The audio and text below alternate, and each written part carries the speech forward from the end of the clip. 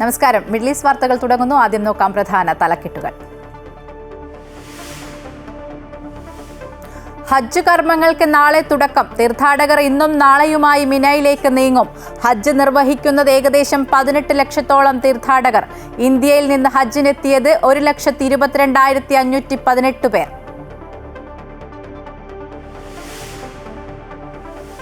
സ്വകാര്യ വിദ്യാലയങ്ങളുടെ വിദ്യാഭ്യാസ ഗുണനിലവാരം ഉറപ്പുവരുത്താൻ പുതിയ നയം പ്രഖ്യാപിച്ച് അബുദാബി.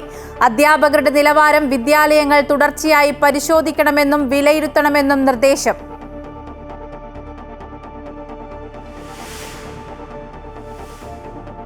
IPL ചാമ്പ്യന്മാരായി റോയൽ ചലഞ്ചേഴ്സ് ബംഗളൂരു. 18ാം സീസണിലെ കിരീടം പഞ്ചാബിനെ 6 റൺസിന് തോൽപ്പിച്ച് ബംഗളൂരുവിന് സ്വന്തം.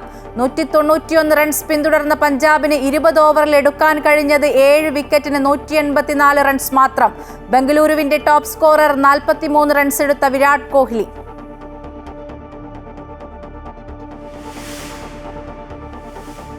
നിലമ്പൂരിൽ PV അൻവർ സ്വതന്ത്ര സ്ഥാനാർത്ഥി. തൃണമൂൽ സ്ഥാനാർത്ഥിയായി നൽകിയ പത്രിക തള്ളി. സാങ്കേതിക പ്രശ്നമെന്ന് വരണാധികാരി. മുഖ്യമന്ത്രിയുടെ മലപ്പുറം പരാമർശം പ്രചരണായുധമാക്കി UDF. സർക്കാർ ക്ഷേമ പെൻഷൻ കൈക്കൂലിയാക്കിയെന്ന KC വേണുഗോപാലിന്റെ പരാമർശത്തിനെതിരെ LDF. സംസ്ഥാനത്ത് സിൽവർ ലൈൻ ഉണ്ടാകില്ലെന്ന് സൂചന. ബദലായി ശ്രീധരൻ നിർദ്ദേശിച്ച പദ്ധതി പരിഗണനയിലെന്ന് കേന്ദ്ര സർക്കാർ.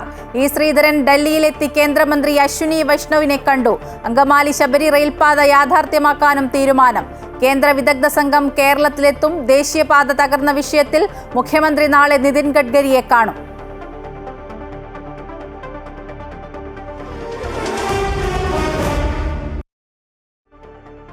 ഈ വർഷത്തെ ഹജ്ജ് കർമ്മങ്ങൾക്ക് നാളെ തുടക്കമാകും. തീർത്ഥാടകരെ സ്വീകരിക്കാൻ മിന അടക്കമുള്ള പുണ്യനഗരികൾ ഒരുങ്ങിക്കഴിഞ്ഞു.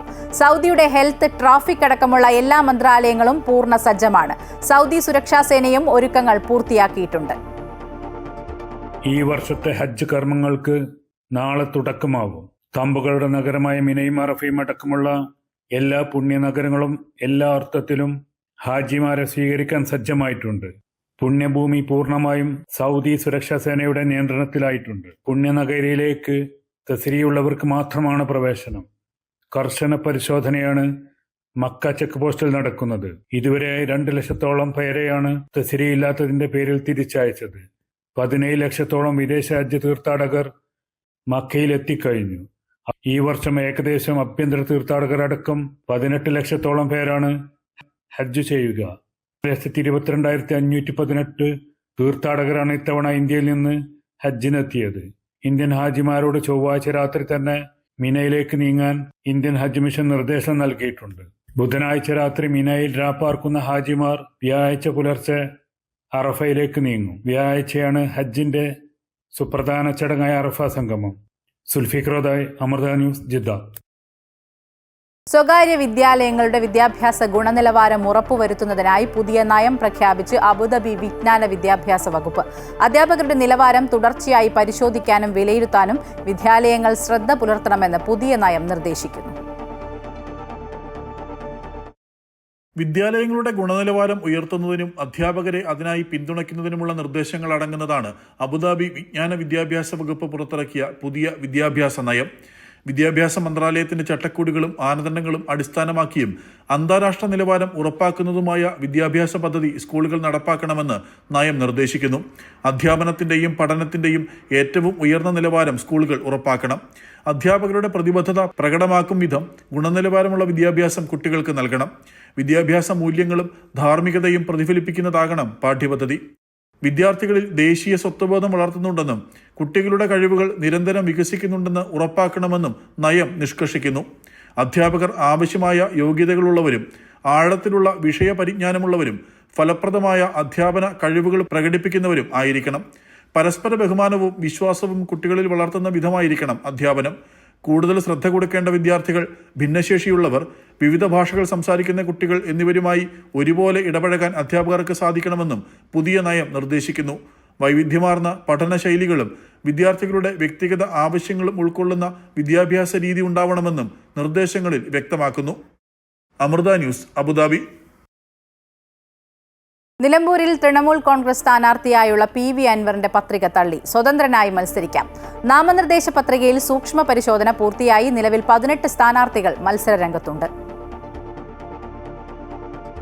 തൃണമൂൽ കോൺഗ്രസ് ദേശീയ പാർട്ടി അല്ലാത്തതിനാലും കേരളത്തിൽ രജിസ്ട്രേഷൻ ഇല്ലാത്തതിനാലും നാമനിർദ്ദേശ പത്രികയ്ക്കൊപ്പം മണ്ഡലത്തിൽ നിന്നുള്ള 10 പേരുടെ പിന്തുണ വേണം. എന്നാൽ PV അൻവർ സമർപ്പിച്ച തൃണമൂൽ കോൺഗ്രസിന്റെ പത്രികയിൽ 10 പേരുടെ പിന്തുണ ഉണ്ടായിരുന്നില്ല. തുടർന്നാണ് പത്രിക തള്ളാൻ തെരഞ്ഞെടുപ്പ് കമ്മീഷൻ തീരുമാനിച്ചത്. സ്വതന്ത്രനായുള്ള മറ്റൊരു പത്രിക കൂടി സമർപ്പിച്ചതിനാൽ PV അൻവറിന് മത്സരിക്കാനാകും. ഓട്ടോറിക്ഷ ചിഹ്നത്തിൽ മത്സരിക്കുമെന്ന് നേരത്തെ പറഞ്ഞിരുന്ന PV അൻവർ തൃണമൂലിന്റെ നാമനിർദ്ദേശ പത്രികയിൽ സൂക്ഷ്മത പുലർത്താത്തത് യാദർച്ഛികമല്ലെന്ന വാദം പല കോണിൽ നിന്നും ഉയരുന്നുണ്ട്. എന്നാൽ സാങ്കേതിക പ്രശ്നങ്ങൾ ഉണ്ടാകാനുള്ള സാധ്യതകൾ മുന്നിൽ കണ്ടാണ് 2 പത്രികകൾ സമർപ്പിച്ചതെന്ന് അൻവർ പറഞ്ഞു. ഞങ്ങൾ 2 പത്രിക കൊടുക്കുന്നുണ്ട്. ഒന്ന് AITCയുടേതാണ് പ്രിഫറൻസ് നൽകുന്നത്. 2 അത് തള്ളിപ്പോവുകയാണെങ്കിൽ മറ്റേത് ഉപയോഗിക്കും. കാരണം AITC കേരളത്തിൽ രജിസ്റ്റേർഡ് അല്ല. AITC കൊടുത്തത് മാറ്റിവെച്ച് സംസ്ഥാന ഇലക്ഷൻ കമ്മീഷൻ AITCയുടെ കൽക്കട്ട ഓഫീസിൽ നിന്ന് കൊടുത്ത മെയില് ദേശീയ ഇലക്ഷൻ കമ്മീഷനിലേക്ക് അയച്ചു കൊടുത്ത് അതൊരു ക്ലാരിഫിക്കേഷൻ വെയിറ്റ് ചെയ്യണം. അതാണ് ഞാനിവിടെ ഈ RDO ഓഫീസിന് മുന്നിൽ ഈ കാറിലിരിക്കുന്നത്. അപ്പോൾ വസ്തുതകൾ ഇതാണ് സ്ഥിതി. നിലമ്പൂരിൽ ലഭിച്ച 25 നാമനിർദ്ദേശ പത്രികകളിൽ ഡമ്മി സ്ഥാനാർത്ഥികൾ ഉൾപ്പെടെ 7 പത്രികകൾ തള്ളി. നിലവിൽ 18 സ്ഥാനാർത്ഥികളാണ് മത്സര രംഗത്തുള്ളത്. പത്രിക പിൻവലിക്കാനുള്ള അവസാന ദിവസം 5-ാം തീയതിയാണ്. അമൃത ന്യൂസ്, മലപ്പുറം. നിലമ്പൂർ തെരഞ്ഞെടുപ്പിന്റെ പശ്ചാത്തലത്തിൽ മലപ്പുറം ജില്ലയെ ചൊല്ലിയുള്ള UDF-LDF പോര് മുറുകുന്നു. മുഖ്യമന്ത്രി ഹിന്ദു പത്രത്തിന് നൽകിയ അഭിമുഖത്തിലെ മലപ്പുറത്തെക്കുറിച്ചുള്ള പരാമർശമാണ് UDF പ്രചാരണായുധമാക്കുന്നത്. KC വേണുഗോപാൽ ഉന്നയിച്ച ചോദ്യങ്ങൾക്ക് CPMന് മറുപടി പറയാൻ സാധിച്ചിട്ടില്ലെന്ന് KPCC പ്രസിഡന്റ് സണ്ണി ജോസഫും മലപ്പുറത്തെക്കുറിച്ച് നടത്തിയ പരാമർശങ്ങൾ മുഖ്യമന്ത്രി തിരുത്തണമെന്ന് രമേശ് ചെന്നിത്തലയും പ്രതികരിച്ചു. അതേസമയം LDF സർക്കാർ ക്ഷേമ പെൻഷൻ കൈക്കൂലിയാക്കിയെന്ന KC വേണുഗോപാലിന്റെ പരാമർശത്തിനെതിരെ രംഗത്ത് വന്നിരിക്കുകയാണ് LDF. മുഖ്യമന്ത്രി പിണറായി വിജയൻ ഡൽഹിയിൽ വെച്ച് ഹിന്ദു പത്രത്തിന് നൽകിയ അഭിമുഖത്തിൽ മലപ്പുറത്തെക്കുറിച്ച് നടത്തിയ പരാമർശവും കഴിഞ്ഞ ദിവസം LDF കൺവെൻഷൻ എത്തിയപ്പോൾ ഉപയോഗിച്ച ചതിപ്രയോഗവുമാണ് നിലമ്പൂരിൽ UDF ഇപ്പോൾ പ്രചാരണായുധമാക്കുന്നത്. കഴിഞ്ഞ ദിവസം നടന്ന UDF തെരഞ്ഞെടുപ്പ് കൺവെൻഷനിൽ KC വേണുഗോപാലും ഇക്കാര്യം പരാമർശിച്ചിരുന്നു. മലപ്പുറത്തെ അപമാനിച്ച വ്യക്തിയാണ് മലപ്പുറത്തെത്തി ചതിയെക്കുറിച്ച് പറയുന്നത് എന്നായിരുന്നു KC വേണുഗോപാലിന്റെ പരിഹാസം. കൺവെൻഷനിൽ KC വേണുഗോപാൽ ഉന്നയിച്ച ചോദ്യങ്ങൾക്കൊന്നും CPM നേതാക്കൾക്കോ മുഖ്യമന്ത്രിക്കോ മറുപടി പറയാൻ സാധിച്ചിട്ടില്ലെന്ന് KPCC പ്രസിഡന്റ് സണ്ണി ജോസഫ് പറഞ്ഞു. AICCയുടെ സംഘടനാ ചുമതലയുള്ള general secretary Shri KC Venugopal MP ഉന്നയിച്ച പ്രധാനപ്പെട്ട വിഷയങ്ങൾക്കൊന്നും മറുപടി പറയാൻ LDFനോ CPM നേതൃത്വത്തിനോ കഴിഞ്ഞിട്ടില്ല. കേരള സർക്കാരിൻ്റെയും മുഖ്യമന്ത്രിയുടെയും ജനവഞ്ചനയാണ് KC വേണുഗോപാൽ MP പ്രധാനമായിട്ടും ചൂണ്ടിക്കാട്ടിയത്. മലപ്പുറത്തെക്കുറിച്ച് മുഖ്യമന്ത്രി നടത്തിയ പ്രസ്താവനകൾ തിരുത്തണമെന്ന് മുൻ പ്രതിപക്ഷ നേതാവ് രമേശ് ചെന്നിത്തലയും പ്രതികരിച്ചു. മതേതരത്വത്തിൻ്റെ മകുട ഉദാഹരണമാണ് ഈ മലപ്പുറത്തുള്ള ജനങ്ങൾ എന്നും പ്രകടിപ്പിച്ചിട്ടുള്ളത്. അവർ വഞ്ചകരാണെന്ന് മുഖ്യമന്ത്രി എങ്ങനെ പറയുന്നു? ഇപ്പോഴും ഈ ജില്ലയെ അപമാനിക്കാനും ഈ ജില്ലയിലെ മതേതര വിശ്വാസികളായ ജനങ്ങളെ വർഗീയവൽക്കരിക്കാനുമുള്ള നീക്കമാണ് മുഖ്യമന്ത്രി നടത്തിക്കൊണ്ടിരിക്കുന്നത്.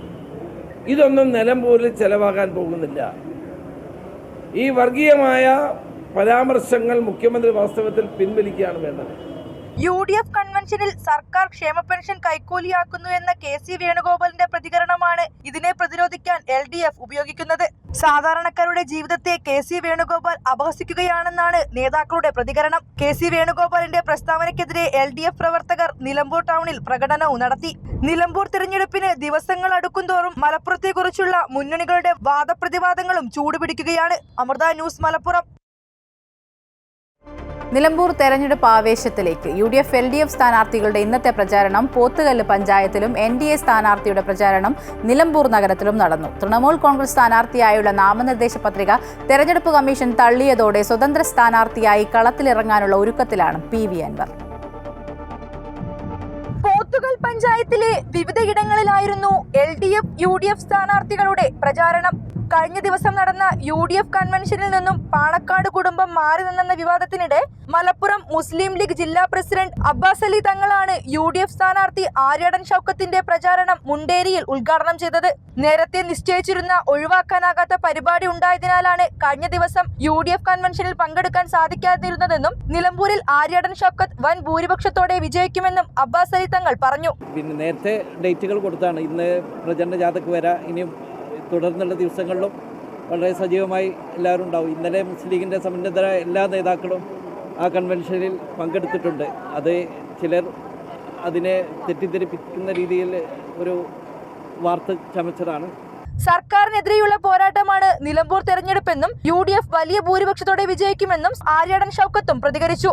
2019 പ്രളയത്തിൽ 59 ആളുകളുടെ ജീവനെടുത്ത കവളപ്പാറ അടങ്ങുന്ന ഈ പ്രദേശത്തു നിന്നാണ് ഈ ജാഥ ആരംഭിക്കുന്നത്. ഇപ്പോഴും 200 ചില്ലാനം ഏകദേശം 300ഓളം കുടുംബങ്ങൾ ഇപ്പോഴും ആ ദുരന്തത്തിൽ വീട് നഷ്ടപ്പെട്ട ആളുകൾ ഇപ്പോഴും പ്ലാസ്റ്റിക് ഷീറ്റ് വിരിച്ച് കഴിയാം. വെള്ളിമുറ്റം, മുരുക്കാഞ്ഞിരം, പാതാർ തുടങ്ങിയ വിവിധ സ്ഥലങ്ങളിലാണ് LDF സ്ഥാനാർത്ഥി M സ്വരാജ് പര്യടനം നടത്തിയത്. താൻ പഠിച്ച പൂളപ്പാടം LP സ്കൂളും സ്വരാജ് സന്ദർശിച്ചു. നിലമ്പൂർ നഗരത്തിലായിരുന്നു NDA സ്ഥാനാർത്ഥി മോഹൻ ജോർജിന്റെ പര്യടനം. ഇടത് വലത് മുന്നണികളുടെ ജനവിരുദ്ധ സമീപനം ചൂണ്ടിക്കാട്ടിയാണ് പ്രചാരണമെന്ന് BJP ദേശീയ നിർവാഹക സമിതി അംഗം PK കൃഷ്ണദാസ് പറഞ്ഞു. ഈ LDFന്റെയും UDFന്റെയും ഒരു വികസനത്തിന്റെ വികലമായ വികസനമാണ് ഈ കാണുന്നത്. അങ്ങനെ നിരവധി വികസന പ്രശ്നങ്ങളുണ്ട്. ഇതുവരെ നിലമ്പൂരിലെ ജനങ്ങൾ പ്രതികരിച്ചിട്ടില്ല. അതുകൊണ്ട് ഇത്തവണ നിലമ്പൂരിലെ ജനങ്ങൾ പ്രതികരിക്കുമെന്ന് മാത്രമല്ല, അത് കേരളത്തിലെ മുഴുവൻ ജനങ്ങൾക്കുമുള്ള സന്ദേശമായിരിക്കും. തൃണമൂൽ കോൺഗ്രസ് സ്ഥാനാർത്ഥിയായുള്ള നാമനിർദ്ദേശ പത്രിക തള്ളിയതോടെ സ്വതന്ത്ര സ്ഥാനാർത്ഥിയായി അൻവറും കളത്തിലിറങ്ങുമ്പോൾ ഇനി നിലമ്പൂർ ആർക്കൊപ്പം നിൽക്കുമെന്നാണ് അറിയാനുള്ളത്. അമൃത ന്യൂസ്, മലപ്പുറം. മുഖ്യമന്ത്രി പിണറായി വിജയൻ കേന്ദ്ര ഉപരിതല ഗതാഗത വകുപ്പ് മന്ത്രി നിതിൻ ഗഡ്കരിയുമായി നാളെ കൂടിക്കാഴ്ച നടത്തും. സംസ്ഥാനത്ത് ദേശീയപാത നിർമ്മാണത്തിൽ ആവർത്തിക്കുന്ന ദൗർഭാഗ്യകരമായ സംഭവങ്ങൾ ഒഴിവാക്കാൻ നടപടി സ്വീകരിക്കുന്ന കാര്യം കേന്ദ്രമന്ത്രിയുടെ ശ്രദ്ധയിൽപ്പെടുത്തുമെന്ന് മന്ത്രി മുഹമ്മദ് റിയാസ് പറഞ്ഞു. ദേശീയപാത നിർമ്മാണത്തിൽ മലപ്പുറം, കൂരിയാട് ഉൾപ്പെടെ സംസ്ഥാനത്തിന്റെ വിവിധ ഭാഗങ്ങളിൽ ഉണ്ടായിട്ടുള്ള അപാകതകൾ കേന്ദ്ര ഉപരിതല ഗതാഗത വകുപ്പ് മന്ത്രി നിതിൻ ഗഡ്കരിയുടെ ശ്രദ്ധയിൽപ്പെടുത്തുന്നതിനാണ് മുഖ്യമന്ത്രി പിണറായി വിജയൻ കേന്ദ്രമന്ത്രിയുമായി കൂടിക്കാഴ്ച നടത്തുന്നത്. ഉച്ചയ്ക്ക് ശേഷം നടക്കുന്ന കൂടിക്കാഴ്ചയിൽ മന്ത്രി മുഹമ്മദ് റിയാസ്, പൊതുമരാമത്ത് വകുപ്പ് സെക്രട്ടറി K ബിജു തുടങ്ങിയവർ പങ്കെടുക്കും. സംസ്ഥാനത്ത് ദേശീയപാതയുടെ നിർമ്മാണത്തിൽ ദൗർഭാഗ്യകരമായ സംഭവങ്ങൾ ആവർത്തിക്കാതിരിക്കാനുള്ള ജാഗ്രത പുലർത്തുന്ന കാര്യം കേന്ദ്രമന്ത്രിയുടെ ശ്രദ്ധയിൽപ്പെടുത്തുമെന്നും ദേശീയപാത സംബന്ധിച്ച കേന്ദ്രത്തിന്റെ പുതിയ പദ്ധതിയിൽ ചർച്ച നടത്തുമെന്നും ഡൽഹിക്ക് തിരിക്കുന്നതിന് മുമ്പ് മന്ത്രി മുഹമ്മദ് റിയാസ് പറഞ്ഞു. ദേശീയപാത നിർമ്മാണവുമായി ബന്ധപ്പെട്ട കാര്യങ്ങൾ നേരത്തെ തന്നെ ശ്രദ്ധപ്പെടുത്തിയിട്ടുണ്ട്. അതുമായി ബന്ധപ്പെട്ട കാര്യങ്ങൾ, നിർമ്മാണത്തിലെ ചില ദൗർഭാഗ്യകരമായ സംഭവങ്ങൾ, ആ സംഭവങ്ങൾ ആവർത്തിക്കാതിരിക്കാനുള്ള പൊതു ജാഗ്രത ഉണ്ടാകേണ്ടതുണ്ട്. അത് നേരത്തെ അറിയിച്ചിട്ടുണ്ട്. നാളെ നേരിൽ ബഹുമാനപ്പെട്ട മുഖ്യമന്ത്രി ശ്രീ നിതിൻ ഗഡ്കരിയുമായി ഇത് ചർച്ച ചെയ്യും. നാഷണൽ ഹൈവേ അതോറിറ്റി ഓഫ് ഇന്ത്യയുടെ പുതിയ പദ്ധതികളുടെ സാധ്യതകൾ നേരത്തെ ചർച്ച ചെയ്തിട്ടുണ്ട്. വളരെ അനുകൂലമായ സമീപനമാണ് ശ്രീ നിതിൻ ഗഡ്കരി കൈക്കൊണ്ടിട്ടുള്ളത്. അപ്പോൾ ആ കാര്യങ്ങൾ കൂടി തീർച്ചയായിട്ടും ചർച്ച ചെയ്യും. CPM കേന്ദ്ര കമ്മിറ്റി യോഗത്തിൽ പങ്കെടുക്കുന്നതിനായി ഡൽഹിയിലെത്തിയ മുഖ്യമന്ത്രി ദേശീയപാത തകർച്ചയിൽ കേരളത്തിന്റെ ആശങ്കകളും ബുദ്ധിമുട്ടുകളുമാകും കേന്ദ്രമന്ത്രിയുടെ മുന്നിൽ അവതരിപ്പിക്കുക. ദേശീയപാത തകർന്ന ഇടങ്ങളിൽ ബദൽ പാത നിർമ്മിക്കുന്നതടക്കം ചർച്ചയാകും. ദേശീയപാതയുടെ തകർച്ച സംബന്ധിച്ച് ചർച്ച നടത്തിയ ദേശീയപാത അതോറിറ്റി ചെയർമാൻ സന്തോഷ് യാദവ് കഴിഞ്ഞ ദിവസമാണ് സംസ്ഥാനത്ത് നിന്നും മടങ്ങിയത്.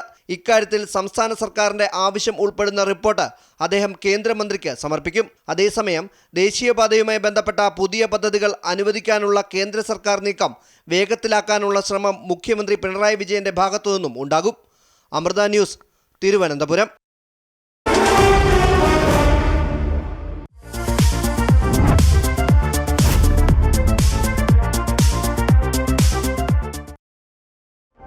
IPL ചാമ്പ്യന്മാരായി റോയൽ ചലഞ്ചേഴ്സ് ബംഗളൂരു. 18ാം സീസണിൽ പഞ്ചാബിനെ 6 റൺസിന് തോൽപ്പിച്ച് ബംഗളൂരു കിരീടം സ്വന്തമാക്കി. ആദ്യം ബാറ്റ് ചെയ്ത ബംഗളൂരു നിശ്ചിത ഓവറിൽ 9 വിക്കറ്റ് നഷ്ടത്തിലാണ് 190 റൺസ് എടുത്തത്. 43 റൺസ് എടുത്ത വിരാട് കോഹ്ലിയാണ് ബംഗളൂരുവിന്റെ ടോപ്പ് സ്കോറർ. പഞ്ചാബിനായി അർഷ്ദീപ് സിംഗിനും കെയ്ലി ജെംസണിനും 3 വിക്കറ്റ് വീതം വീഴ്ത്തി. അതേസമയം മറുപടി ബാറ്റിംഗിൽ 191 റൺസ് പിന്തുടർന്ന പഞ്ചാബിന് 20 ഓവറിൽ 7 വിക്കറ്റിന് നഷ്ടത്തിൽ 184 റൺസ് മാത്രമേ എടുക്കാൻ കഴിഞ്ഞുള്ളൂ. ഭുവനേശ്വർ കുമാർ കുനാൽ പാണ്ഡ്യ എന്നിവർ ബംഗളൂരുവിനായി 2 വിക്കറ്റ് വീതം വീഴ്ത്തി.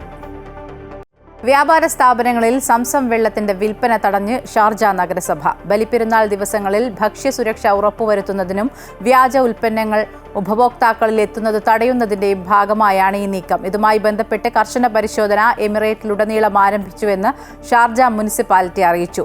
സംസം വെള്ളം എന്ന പേരിൽ കുടിവെള്ളം പ്ലാസ്റ്റിക് കുപ്പികളിലാക്കി വിൽപ്പന നടത്തിയിരുന്ന വ്യക്തിയെ അടുത്തിടെ പിടികൂടിയിരുന്നു. കടകളിൽ നിന്നോ മാർക്കറ്റുകളിൽ നിന്നോ സംസം വെള്ളം എന്ന പേരിൽ കിട്ടുന്നവ വാങ്ങരുതെന്നും ഇത്തരം സംഭവങ്ങൾ ശ്രദ്ധയിൽപ്പെട്ടാൽ 993 എന്ന നമ്പറിൽ അറിയിക്കണമെന്നും അധികൃതർ നിർദ്ദേശിച്ചു. ബലിപെരുന്നാൾ അടുത്ത സാഹചര്യത്തിൽ പരിശോധന കർശനമാക്കി ദുബായ് മുനിസിപ്പാലിറ്റി. ഭക്ഷ്യവിഭവങ്ങൾ വിൽക്കുന്ന സ്ഥാപനങ്ങളിലും മാർക്കറ്റുകളിലുമാണ് സുരക്ഷാ പരിശോധന നടത്തുന്നത്. ഇതിനായി 150 ഇൻസ്പെക്ടർമാരെയും ഫീൽഡ് പരിശോധകരെയും നിയോഗിച്ചുവെന്ന് ദുബായ് മുനിസിപ്പാലിറ്റി അറിയിച്ചു. ഭക്ഷ്യവിഭവങ്ങൾ തയ്യാറാക്കുന്ന ഇടങ്ങൾ, സംഭരണം, വിതരണം എന്നിവയുമായി ബന്ധപ്പെട്ട സുരക്ഷാ മാനദണ്ഡങ്ങൾ പാലിക്കുന്നുണ്ടോ എന്ന് ഉറപ്പാക്കാനാണ് പരിശോധന. ഇതുമായി ബന്ധപ്പെട്ട പരാതികൾ 800-900 എന്ന ഹോട്ട്ലൈൻ നമ്പറിലോ ദുബായ് 24/7 എന്ന മൊബൈൽ ആപ്പ് വഴിയോ അറിയിക്കാം. ഉയർന്ന ചൂടുള്ള കാലാവസ്ഥയിൽ തുറസായ ഇടങ്ങളിൽ ജോലി ചെയ്യുന്നവരുടെ ആരോഗ്യ സംരക്ഷണം ഉറപ്പാക്കുന്നതിനുള്ള ഉച്ചവിശ്രമ നിയമം UAE പ്രഖ്യാപിച്ചു. ജൂൺ 15-ന് നിയമം പ്രാബല്യത്തിൽ വരും. ഇത് പ്രകാരം സെപ്റ്റംബർ 15 വരെ ഉച്ചയ്ക്ക് ശേഷം 12:30 മുതൽ 3 മണിവരെ തുറസായ സ്ഥലങ്ങളിൽ ജോലി ചെയ്യുന്നവർക്ക് വിശ്രമം അനുവദിക്കണം. UAE മാനവശേഷി സ്വദേശീവൽക്കരണ മന്ത്രാലയമാണ് ഇക്കാര്യം അറിയിച്ചത്. കടുത്ത ചൂടിൽ നിന്നും തൊഴിലാളികൾക്ക് സംരക്ഷണം നൽകുക, അവരുടെ ആരോഗ്യ സുരക്ഷ ഉറപ്പാക്കുക എന്നീ ലക്ഷ്യങ്ങളോടെയാണ് UAE ഉച്ചവിശ്രമ നിയമം നടപ്പാക്കുന്നത്. തൊഴിലാളികൾക്ക് വിശ്രമിക്കാനുള്ള ഇടങ്ങളും കുടിവെള്ളവും ഫാൻ, AC ഉൾപ്പെടെയുള്ള സൗകര്യങ്ങളും ഫസ്റ്റ് എയ്ഡ് കിറ്റുകളും കമ്പനികൾ സജ്ജമാക്കണം. നിയമം ലംഘിച്ചാൽ സ്ഥാപനങ്ങൾക്ക് 5000 മുതൽ 50,000 ദിർഹം വരെ പിഴ ചുമത്തും. ICF RSC നേതൃത്വത്തിലുള്ള ഹജ്ജ് വളണ്ടിയർ കോർ മിനായിൽ സേവനം ചെയ്യുന്ന വളണ്ടിയർമാരുടെ പരിശീലനങ്ങൾ പൂർത്തിയാക്കി. ഡിജിറ്റൽ മാപ്പ് പഠനം, മിനായിലെ പ്രവർത്തന മേഖലകൾ, പ്രധാനപ്പെട്ട ലൊക്കേഷനുകൾ തുടങ്ങി വളണ്ടിയർമാർ അത്യാവശ്യം അറിഞ്ഞിരിക്കേണ്ട വ്യത്യസ്തമായ സെഷനുകളിലാണ് പരിശീലനങ്ങൾ നടന്നത്.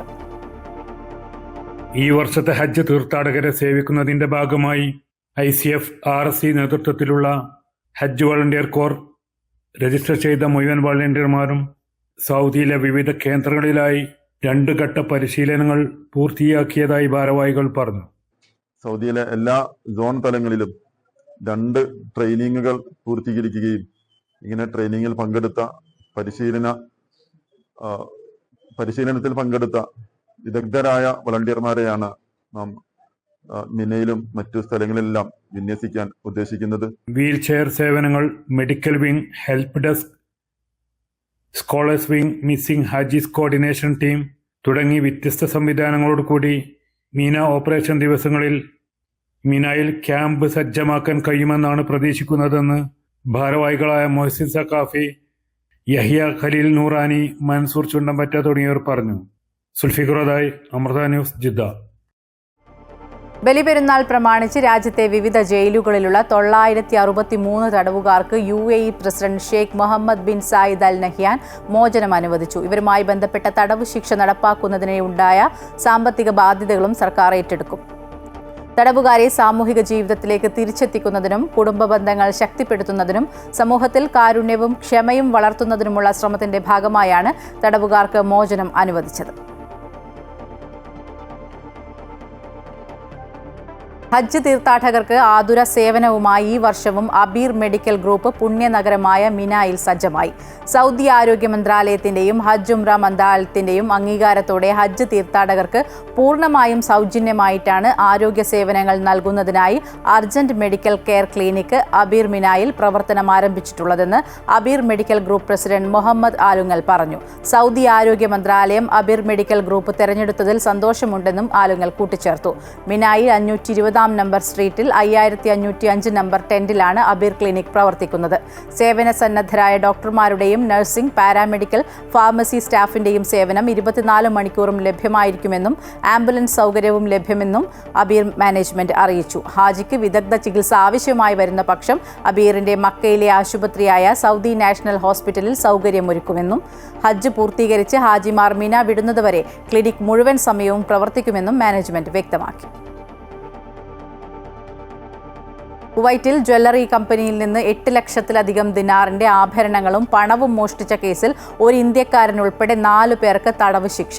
ക്രിമിനൽ കോടതിയാണ് ശിക്ഷ വിധിച്ചത്. ഇന്ത്യക്കാരന് പുറമെ ഒരു പാകിസ്ഥാൻ പൗരനും 2 സ്വദേശി വനിതകൾക്കുമെതിരെയാണ് കോടതി വിധി പറഞ്ഞത്. ഇവരിൽ ഇന്ത്യക്കാരനും പാകിസ്ഥാൻ പൗരനും 10 വർഷം വീതവും കുവൈറ്റി വനിതകൾക്ക് 5 വർഷം വീതവുമാണ് തടവ് ശിക്ഷ. ഇതിനു പുറമെ മുഴുവൻ പ്രതികളും 8,09,000 ദിനാർ പിഴയും അടയ്ക്കണം. 2022-നും 24-നും അവസാനത്തിനും ഇടയിലാണ് കേസിനാസ്പദമായ സംഭവം നടന്നത്. കേസിൽ പിടിയിലാകുന്നതിന് മുൻപ് പ്രതികളിൽ ഒരാളായ പാകിസ്ഥാൻ പൗരൻ രാജ്യത്ത് നിന്ന് കടന്നുകളഞ്ഞിരുന്നു. ഇയാളുടെ അസാന്നിധ്യത്തിലാണ് വിധി പുറപ്പെടുവിച്ചത്.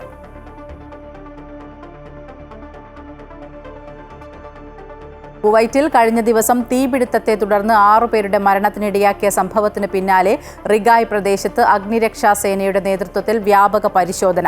മാനവശേഷി സമിതി, ഭക്ഷ്യസുരക്ഷാ സമിതി, പരിസ്ഥിതി സംരക്ഷണ സമിതി, നഗരസഭ മുതലായ സർക്കാർ ഏജൻസികളുമായി സഹകരിച്ചുകൊണ്ടാണ് പരിശോധന നടത്തിയത്. ഇതേ തുടർന്ന് നിയമലംഘനങ്ങൾ കണ്ടെത്തിയ നിരവധി സ്ഥാപനങ്ങളും കെട്ടിടങ്ങളും അടച്ചുപൂട്ടി. കഴിഞ്ഞ ഞായറാഴ്ച പ്രദേശത്തെ കെട്ടിടത്തിലുണ്ടായ തീപിടുത്തത്തെ തുടർന്ന് 6 സുഡാനികൾ മരണപ്പെടുകയും 15 പേർക്ക് പരിക്കേൽക്കുകയും ചെയ്തു. ഇവർ താമസിച്ചിരുന്ന ഫ്ളാറ്റിൽ അഗ്നിസുരക്ഷാ മാനദണ്ഡ ലംഘനം കണ്ടെത്തിയിരുന്നു.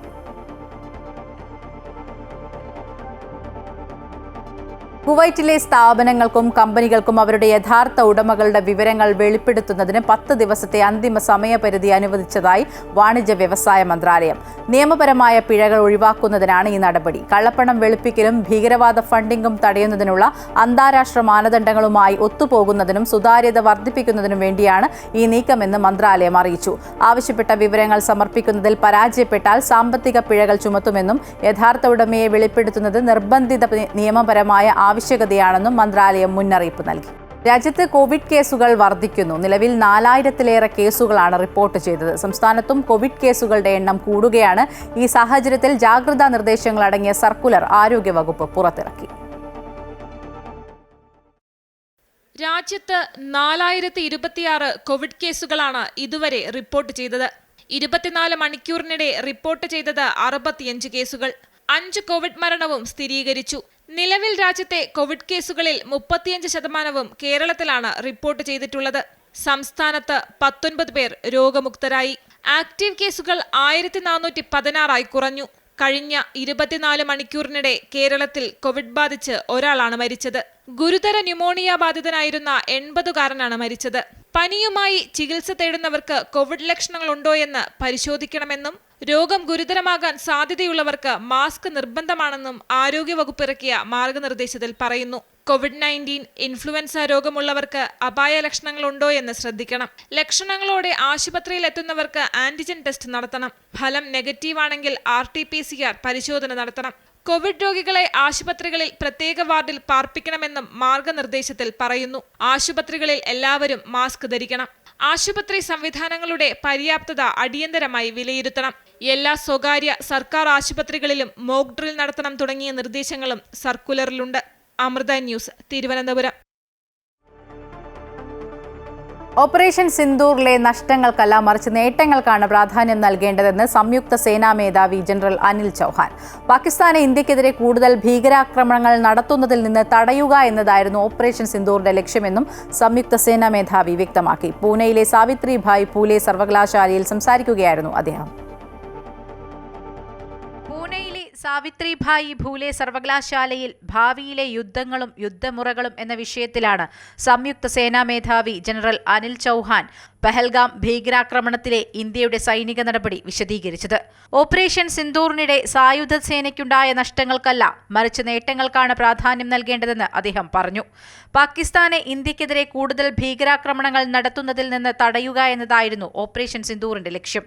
പഹൽഗാം ആക്രമണം അങ്ങേയറ്റം ക്രൂരമായ പ്രവൃത്തിയായിരുന്നു. ഇന്ത്യ ഓപ്പറേഷൻ സിന്ദൂറിലൂടെ അതിർത്തി കടന്നുള്ള ഭീകരതയ്ക്ക് മറുപടി നൽകി. ഇന്ത്യ ഒരിക്കലും ആണവായുധ ഭീഷണിക്ക് വഴങ്ങില്ലെന്നും ഭീകരതയുടെ തടവിൽ കഴിയില്ലെന്നും ഓപ്പറേഷൻ സിന്ദൂറിലൂടെ വ്യക്തമാക്കിയെന്നും അദ്ദേഹം പറഞ്ഞു. ഒരു സൈനിക നടപടിയും പരിപൂർണമായി കുറ്റമറ്റതായി നടപ്പിലാക്കാൻ സാധിക്കില്ല. തിരിച്ചടികളിൽ പിന്മാറുക എന്നത് പ്രൊഫഷണലായി പ്രവർത്തിക്കുന്ന ഒരു സേനയ്ക്ക് യോജിച്ചതല്ല. നയതന്ത്ര രാഷ്ട്രീയ നീക്കങ്ങൾ പരാജയപ്പെടുന്നിടത്താണ് യുദ്ധം വേണ്ടിവരുന്നതെന്നും അദ്ദേഹം പറഞ്ഞു. പക്ഷേ ഭീകരവാദത്തിന്റെ കാര്യം വരുമ്പോൾ കാര്യങ്ങൾ വ്യത്യസ്തമാണ്. അവർക്ക് നഷ്ടപ്പെടാൻ ഒന്നുമില്ല. അവർക്ക് നഷ്ടപ്പെടാൻ അതിർത്തികളോ സ്ഥലങ്ങളോ ഇല്ല. അങ്ങനെയൊരു സംവിധാനത്തിനെതിരെ പൊരുതുമ്പോൾ സാധാരണ നടപടികൾ പറ്റില്ലെന്നും സംയുക്ത സേനാ മേധാവി ജനറൽ അനിൽ ചൗഹാൻ ചൂണ്ടിക്കാട്ടി. News desk Amrita TV. സമൂഹത്തിൽ വർദ്ധിച്ചു വരുന്ന ലഹരി ആസക്തിക്കെതിരെ കൊല്ലം അമൃത വിശ്വവിദ്യാപീഠം അമൃതപുരി ക്യാമ്പസിൽ ബോധവൽക്കരണ പരിപാടി നടന്നു. Awareness to action fighting the menace of addiction എന്ന ഏകദിന ബോധവൽക്കരണ പരിപാടി കേരള പോലീസിന്റെ സഹകരണത്തോടെയാണ് സംഘടിപ്പിച്ചത്. ലഹരിയുടെ ആസക്തി സമൂഹത്തിലുണ്ടാക്കുന്ന അതിക്രമങ്ങളെയും അപകടങ്ങളെയും കുറിച്ച് യുവതലമുറയെ ബോധവാന്മാരാക്കുക എന്ന ലക്ഷ്യത്തോടെയായിരുന്നു പരിപാടി സംഘടിപ്പിച്ചത്. പുതുതലമുറയിൽ ലഹരിയുടെ വ്യാപനം വലിയ രീതിയിൽ നടക്കുമ്പോൾ അതിനെതിരെ നാം ഓരോരുത്തരും പോരാളികളായി മാറണമെന്ന് ചടങ്ങ് ഉദ്ഘാടനം ചെയ്ത DIG അജിത ബിഗം IPS പറഞ്ഞു. Monthly meetings about the security of the when I talk about security, it's not just about having anti-narcotic clubs or anti-drug clubs in place, but even when it comes to ragging, even when it comes to other incidents of gender-based violence, all these things have to be discussed within the institution, and you have to have legal knowledge about what is the flip side when you get into such kind of trouble. So അധിനിവേശ ശക്തികൾ ലഹരി വ്യാപാരത്തിലൂടെ സാമ്പത്തിക നേട്ടങ്ങൾ ഉണ്ടാക്കുമ്പോൾ രാജ്യത്തിന്റെയും ഒപ്പം വ്യക്തിയുടെയും തകർച്ചയാണ് അതിലൂടെ സംഭവിക്കുന്നതെന്ന് Amrita school of spiritual and cultural studies principal Brahmachari Achyutamrita Chaitanya ഓർമ്മിപ്പിച്ചു. അമൃത വിശ്വവിദ്യാപീഠം അമൃതപുരി ക്യാമ്പസിലെ internal quality assurance cell Kerala പോലീസിന്റെ സഹകരണത്തോടെ സംഘടിപ്പിച്ച ഏകദിന ബോധവൽക്കരണ പരിപാടിയിൽ Kollam city police commissioner Kiran Narayan IPS, Karunagappally ASP Anjali Bhavana IPS എന്നിവർ മുഖ്യാതിഥികളായി. ചടങ്ങിൽ അമൃത സ്കൂൾ ഓഫ് എഞ്ചിനീയറിംഗ് വിഭാഗം associate dean doctor SN Jyothi, CIR വിഭാഗം മേധാവി Brahmachari Vishwanathamrita Chaitanya, student affairs chairman professor ARG Menon എന്നിവർ പങ്കെടുത്തു. ബോധവൽക്കരണ സെക്ഷനിൽ മുഖ്യാതിഥികൾ ക്ലാസുകൾ എടുത്തു. തുടർന്ന് വിദ്യാർത്ഥികൾ ഉൾപ്പെടെയുള്ളവരുമായി സംവാദ പരിപാടിയും നടന്നു. അമൃത ന്യൂസ്, കൊല്ലം. ഇതോടെ മിഡിൽ ഈസ്റ്റ് വാർത്തകൾ പൂർണ്ണമാകുന്നു. കൂടുതൽ വാർത്തകൾക്കായി അമൃത ന്യൂസ് യൂട്യൂബ് ചാനൽ സന്ദർശിക്കുക.